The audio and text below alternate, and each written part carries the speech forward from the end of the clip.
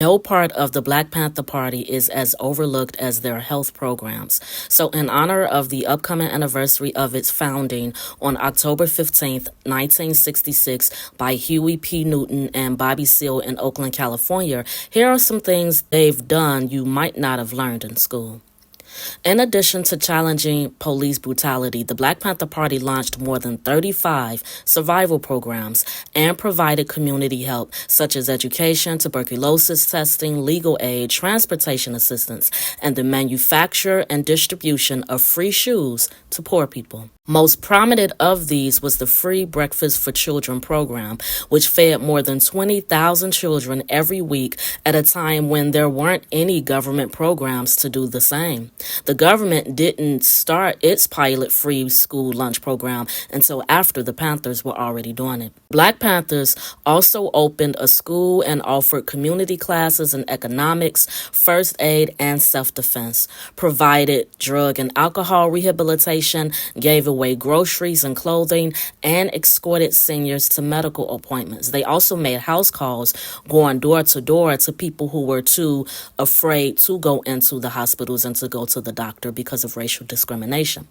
Another major program implemented by the Panthers was the first nationwide screening program for sickle cell anemia in 1971 to address the nation's racial bias and discrimination in research and care. In fact, the Black Panther Party's health program is a lesser known and overlooked aspect of the Black Panther Party's broader struggle for social justice. Their network of free health clinics, their campaigns to raise awareness about genetic disease, and its challenges to medical discrimination. At its peak, there were clinics in 13 cities where volunteers dispensed basic medical care as well as housing assistance and legal aid. In Winston-Salem, North Carolina, the Panthers even ran an ambulance service. The Black Panther Party is mainly remembered as a black nationalist political hate group due to lies perpetuated by J. Edgar Hoover's counterintelligence program, better known as COINTELPRO, that ultimately led to their downfall. No one remembers that while their focus was on black people, their slogan was all power to all people. And though they looked up to men like Malcolm X, they also looked up to Dr. King's Poor People's Campaign for inspiration for their many social programs targeting the poor.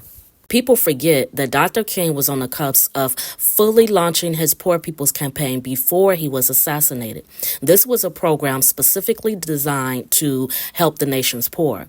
King said that the Emancipation Proclamation freed the slaves without so much as a pot to put their porridge in.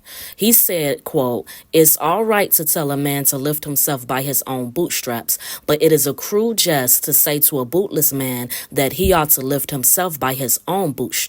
End quote. At this time in King's life, he was less concerned with integration and more concerned with helping the poor.